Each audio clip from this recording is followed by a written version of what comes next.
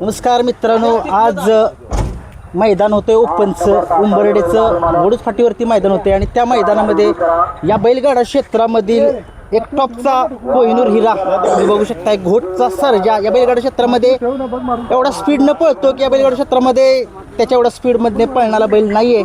आणि नक्कीच आपल्या सोबत आहेत या घोटच्या सर्जाचे मालक. नमस्कार शेठ, काय सांगाल आज कसं गाडी पळाली? नाही, गाडी दोन्ही पण गटाला पण सुंदर पळाली, सेमीला पण सुंदर पळाली. कसं नियोजन झालेलं होतं आपल्या सर्जाचं आणि त्या सर्जा दादाचं? नाही, ते काय तसं आम्ही जवळच असल्यामुळे ते नियोजन घडून आलं होतं, वरतीच केलं होतं ते. नक्कीच सकाळी तुम्ही किती वाजता आलेला मैदानामध्ये? मैदान चालू व्हायच्या अगोदर आलं होतं. नक्कीच आपलं नियोजन म्हणजे कुणाकडे असतं आपल्या सर्जात? का तुम्ही स्वतः करता का आपली टीम करते? नाही, अरुण हा मालक आहे. अरुण माझा भाऊ आणि जगदीश कोळी हे दोघं जण करतात. आपला सर्जा किती जणांच्या नावा पळतो तरी?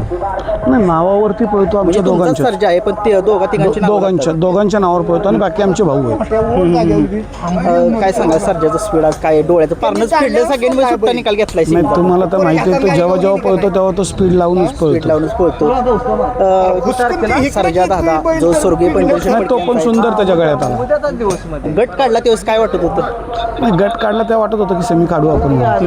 कारण की स्पीड एका जोटीची बैल होती आणि एका मातेची होती, त्यामुळे गाडी चांगली पळाली. काय सांगाल मग आज सर्जाचा गुलाल झालाय? हो, कारण की तुम्ही आता परवा दिवशी सर्जा मुंबईमध्ये पळाला होता बिनजोडला. परवा दिवशी मुंबईला पळाला होता. आता आज सकाळी अरुण परत उद्याला घेऊन जाईल मुंबईला जाणार घेऊन. नक्कीच खूप साऱ्या शुभेच्छा आपल्या सोबत होते. या बैलगाडा क्षेत्रातील एक टॉपचा कोहिनूर हिरा, रॉकेट ज्याला म्हटलं जातं, असा हा घोटचा सर्जा फायनलसाठी पात्र झाला, गुलालासाठी पात्र झालाय. तुम्ही शेट वेळ दिला त्याच्याबद्दल खूप खूप धन्यवाद.